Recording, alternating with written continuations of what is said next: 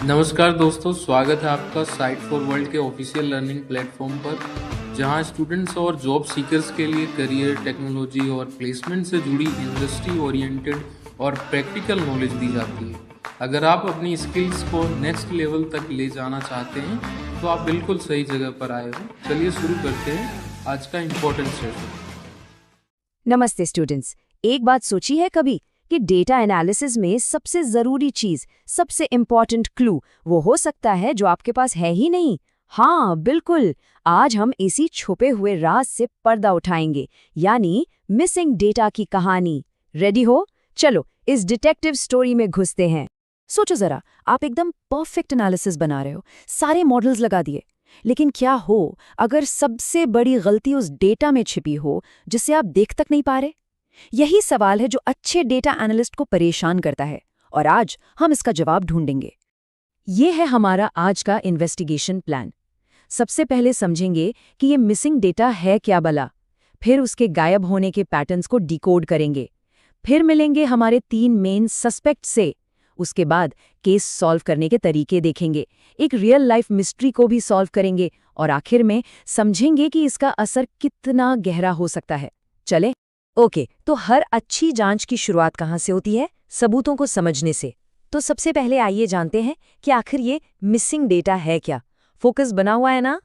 देखो, बिल्कुल आसान शब्दों में, जब आपके डेटा सेट में किसी कॉलम या फील्ड में कोई वैल्यू ही ना हो, बस उसे ही मिसिंग डेटा कहते हैं। सिंपल है। मान लो एक सर्वे फॉर्म है और किसी ने अपनी एज वाला कॉलम खाली छोड़ दिया, बस वही है हमारा मिसिंग डेटा। समझ आया? अब आप शायद सोच रहे होंगे, छोटा सा डेटा पॉइंट ही तो नहीं है, क्या फर्क पड़ता है? बहुत बड़ा फर्क पड़ता है। रिसर्च कहती है कि अगर आपने मिसिंग वैल्यूज को ठीक से हैंडल नहीं किया ना, तो आपके रिजल्ट्स, आपके कंक्लूजन्स एकदम गलत हो सकते हैं, बायस्ड हो सकते हैं। मतलब आपका पूरा का पूरा मॉडल बेकार हो सकता है, पूरा प्रोजेक्ट खतरे में। ठीक है, अब एक डिटेक्टिव की तरह सोचना शुरू करते हैं। हमारा पहला काम क्या है? सुराग ढूंढना। हमें मिसिंग डेटा के पैटर्न्स और उसकी कैरेक्टरिस्टिक्स को समझना होगा। यहीं से केस आगे बढ़ेगा। स्क्रीन पे देखो, ये हमें हमारा पहला क्लू दे रहा है, जिसे कहते हैं मिसिंग रेट, मतलब कितना डेटा गायब है। लेफ्ट साइड में देखो, डेटा हर जगह से थोड़ा थोड़ा गायब है, इवनली, लेकिन राइट साइड में डेटा कुछ खास जगहों से ही बहुत ज्यादा गायब है। ये पैटर्न हमें बताता है कि इन्वेस्टिगेशन किस दिशा में करनी है। समझ आ रहा है? और आगे बढ़ते हैं। मिसिंग डेटा बस ऐसे ही रैंडम खाली जगह नहीं है। अक्सर ये एक साफ पैटर्न बनाते हैं, जैसे यूनिवेरिएट पैटर्न में सिर्फ एक ही कॉलम से डेटा मिसिंग है, या मोनोटोन पैटर्न जिसमें एक के बाद एक वैल्यूज मिसिंग होती जाती हैं। इन पैटर्न्स को पहचानना मतलब आधा केस सॉल्व कर ले। चलिए अब मिलते हैं हमारे 3 मुख्य संदिग्धों से, 3 मेन कल्प्रिट्स। ये 3 मैकेनिज्म्स हमें बताते हैं कि डेटा आखिर गायब क्यों हुआ। ये पार्ट बहुत बहुत इंपॉर्टेंट है, इंटरव्यू में पक्का पूछा जाता है, तो ध्यान से सुनना। हमारा पहला सस्पेक्ट है MCAR, missing completely at random. ये सबसे सीधा साधा भोला भाला सस्पेक्ट है।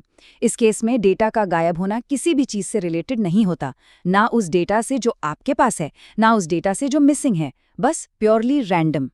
इसे ऐसे समझो, मान लो आपके पास सर्वे फॉर्म्स का एक स्टैक है और उस पर गलती से कॉफी गिर गई।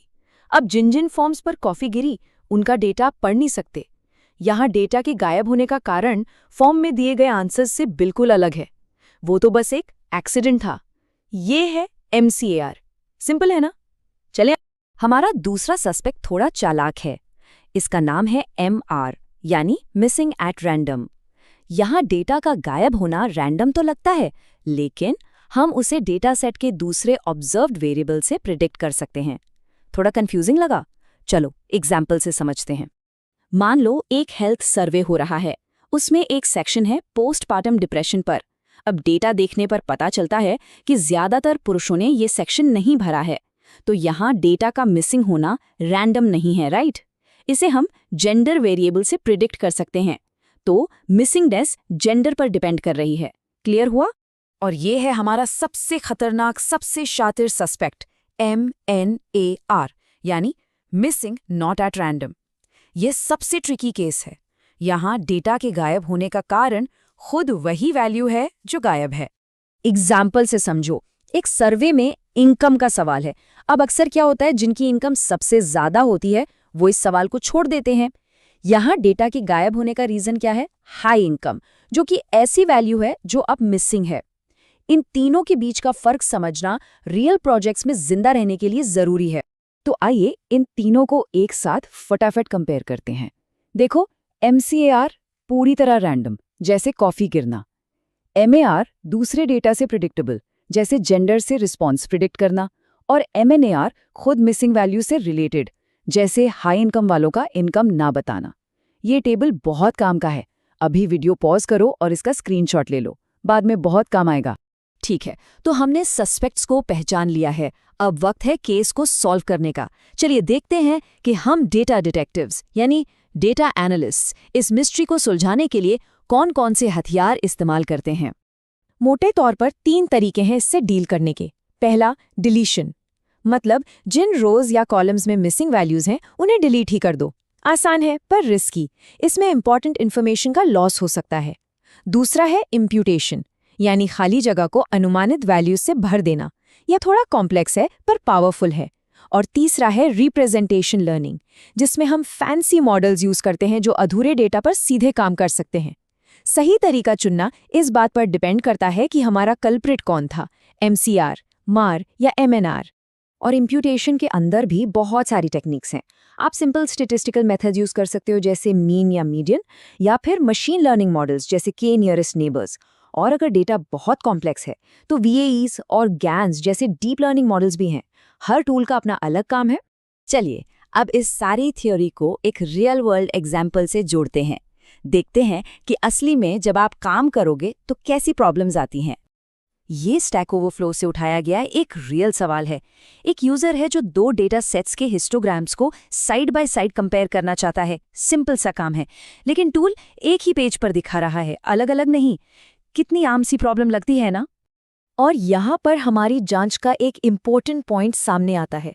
ऐसा बिल्कुल हो सकता है कि यूजर ने एक डेटा सेट से मिसिंग वैल्यूज को डिलीट कर दिया हो। इससे क्या हुआ? दोनों डेटा सेट्स का साइज अलग अलग हो गया और अब विजुअलाइजेशन टूल उन्हें ठीक से कंपेयर नहीं कर पा रहा है। ये दिखाता है कि मिसिंग डेटा को हैंडल करने का एक छोटा सा फैसला आगे चलकर ऐसी प्रैक्टिकल प्रॉब्लम्स खड़ी कर सकता है। तो अब हम अपनी इन्वेस्टिगेशन के आखिरी पड़ाव पर आ गए हैं। ये समझना कि ये सारी मिस्ट्री, ये सारी जांच पड़ताल आखिर मैटर क्यों करती है, इसका असर, इसका इन्फ्लुएंस कहाँ तक जाता है। और मैं आपको इस एक सवाल के साथ छोड़ जाऊंगा, इस पर सोचना जरूर। अगर हमारे AI मॉडल्स, जिनके बारे में हम इतनी बात करते हैं, अधूरे डेटा पर ट्रेन किए जा रहे हैं, तो दुनिया के बारे में उनकी समझ कितनी पूरी हो सकती है।